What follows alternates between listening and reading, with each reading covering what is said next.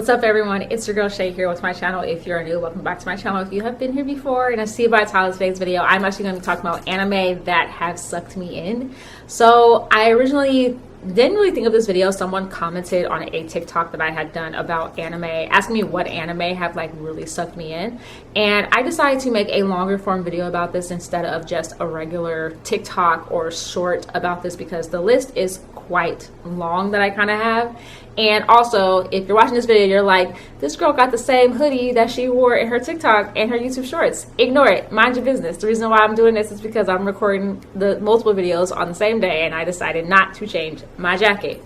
And also, like always, when I do these long form videos, if you hear noise in the background, that's my cats, because they decide to always cause havoc when I pull out a video camera. So enjoy. Yep, there they go. They're running, chasing each other already. See, told you, knew it was gonna happen. It always does. But anyway, here's a list of shows that I got sucked in from the very beginning when I started watching them. First one I have on this list is Itazura na Kiss.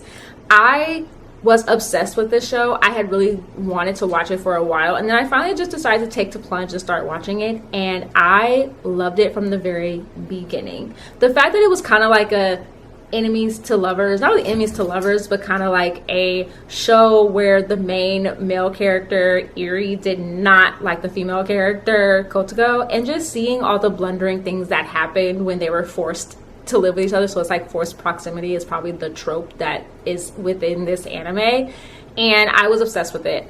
I started watching it and I couldn't put it down. I remember staying up to like 3-4 o'clock in the morning, completely finishing it, because I just couldn't stop watching it. And I remember it was the night that the time changed and time went back an hour. So we gained an hour, I guess, of sleep is the best way that everyone wants to put it. And I remember being up when time went back. And I was like, oh, I have longer to stay up and watch this. So yeah, I absolutely love this this anime. I own most, not all of it, most of the manga, and I just absolutely loved this anime. Next one I have on this list is Attack on Titan, which is not surprising. I have it on this list because the first episode was just so action-packed and so exciting that I just could not stop watching it. Now, granted, I will say the later half and the later seasons I wasn't a huge fan of, but the very first season and the very first episode just immediately drew me in, and I wanted to continue watching it.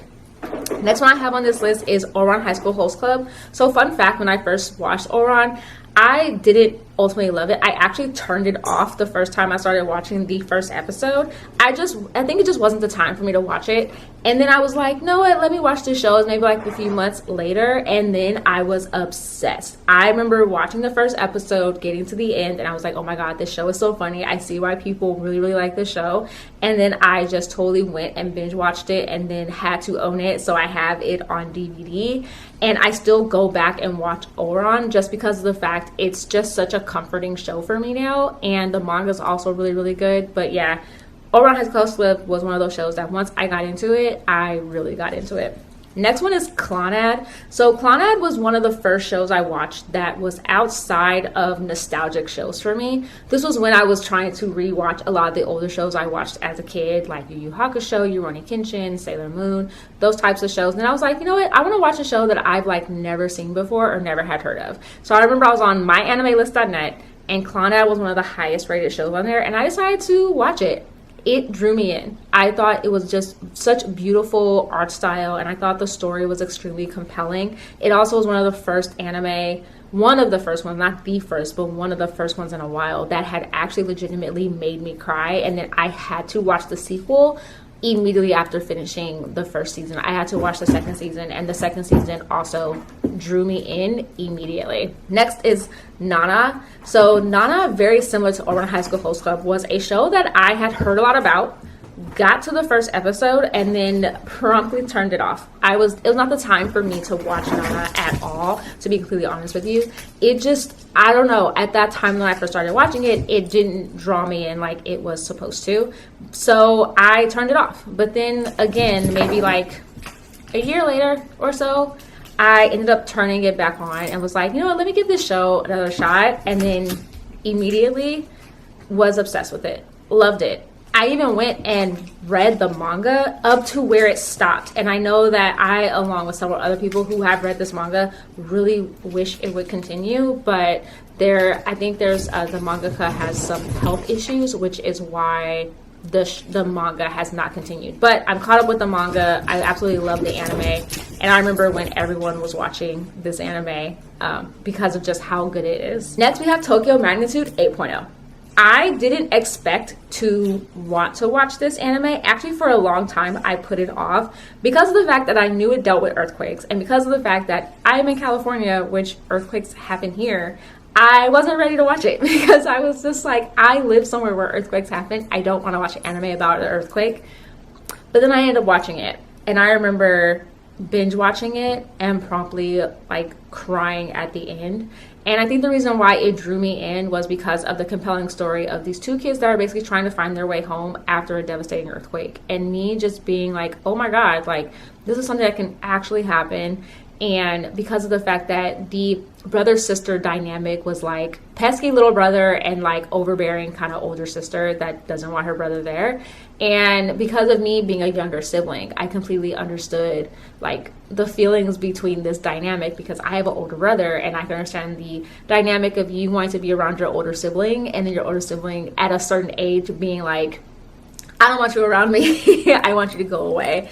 So yeah, this is another show that just drew me in from the beginning. Next is Japan Sinks 2020. So this was one that was also about an earthquake.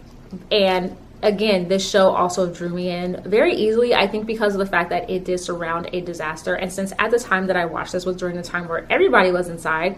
And so and again, because it dealt with an earthquake and because of the fact that I live in California, there's always been this theory, let me just say, of like California one day having a devastating earthquake and completely breaking off from the rest of the United States and sinking into the ocean. So Japan Sinks hits home for me a little bit because of the fact that this is something that has been a theory that's been going around for a very, very long time. So watching this anime and then seeing the devastating effects and seeing how this family is just trying to get out of Japan because of what's happening here. Again, one of these shows that made me cry devastatingly because it just dealt with like grief. It dealt with like trying to be brave. It dealt with just so many different themes in it that just made me want to binge watch it. I didn't binge watch it though, mostly because of the fact that my husband and I were watching it together, and so we stopped at a certain point so that we could savor the show, and so we didn't just binge watch it entirely. Next is Death Note.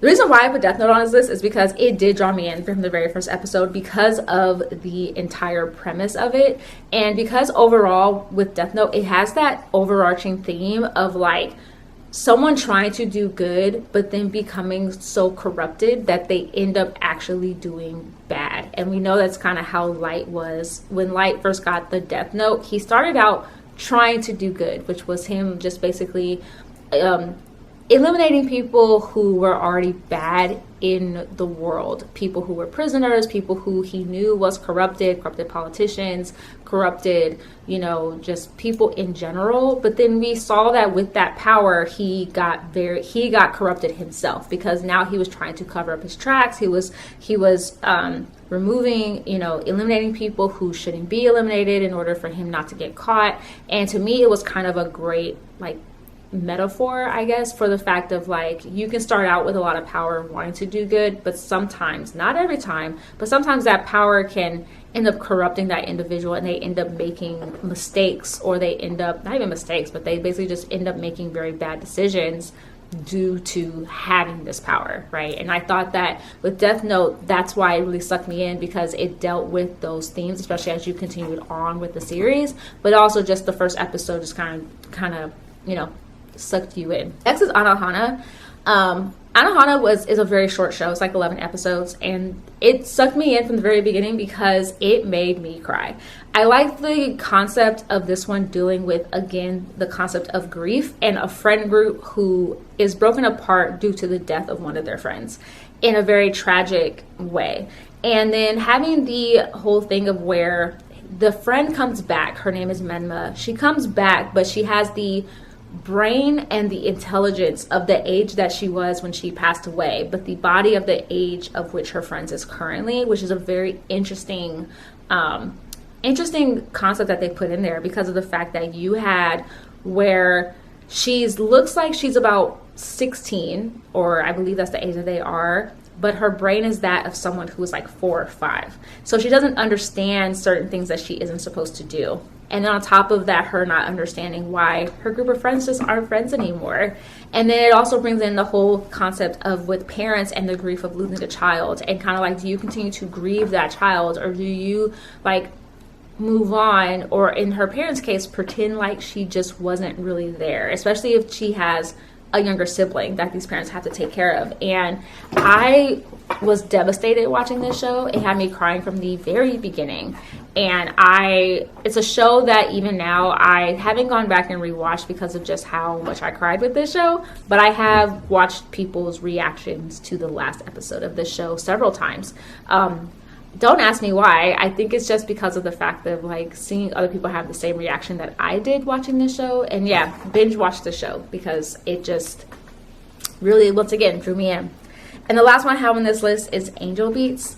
Now, Angel Beats, the reason why it sucked me in was just like with Anohana, I really enjoyed the premise of it going into it because I didn't know what to expect. I just knew that it dealt with kids that were in purgatory, and I think it was interesting that their purgatory took place at a school. And I also liked the fact that there was this one character, and I believe her name was Angel. She kind of worked as a way of like moving these kids along and wanting these kids to go on to the afterlife.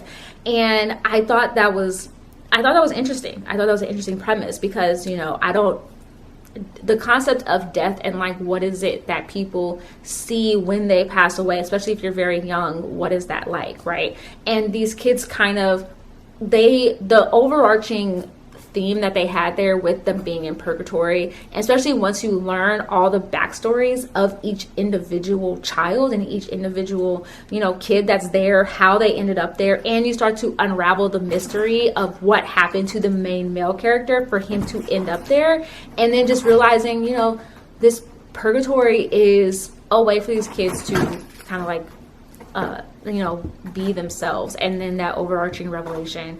And I really enjoyed it. I was devastated. I was crying watching this show. It dealt with a lot of different themes of just like forgiveness, dealt with these themes of like, even with like religion and as well within it. Not like they're trying to preach to you, but it dealt with religion because one of the characters didn't understand why, for her, in her backstory, if you watch the show, in her backstory, she brings up the concept of religion and like how she feels about purgatory. So definitely recommend watching it. And I guess that to me is why it's really sucked me in. And I obviously, with all the shows I have on this list, I definitely recommend watching them. Go into them with a very open mind. I know some of them I have on this list are very popular shows, like Death Note is obviously very popular, Attack on Titan is obviously very popular. I will also say Clannad is also very popular, but then there's some shows on here that maybe for some people they haven't really heard of or watched because they are older shows, like Angel Beats is a little bit of an older show as well, and It's a Neural Not Kiss is also a little bit of an older show as well, but I think all these shows have something to offer for everybody, and I highly recommend checking out these shows because there's a reason why I think they sucked in so many people and why they have the fan base that they currently have. So yeah, definitely recommend checking out the shows I have on this list. Apologize for this long video, but I knew it was going to be long-winded because there was no way I was going to talk about shows that sucked me in and not talk about it for a very long time. So yeah. Enjoyed this video. I hope you enjoyed it. Give this video a thumbs up. Please subscribe if you haven't already. And then I will see you guys with another video. I have links down below to all my social media accounts, my Instagram, my TikTok, my Blue Sky, my Twitter, which I don't really post on very much, and my Threads account. So yes, check all those out. And then of course, I will see you guys with a brand new video soon. Like I always tell you guys, stay positive, stay nerdy, and in today's day and age, stay healthy, and of course, please stay safe. All right, you guys.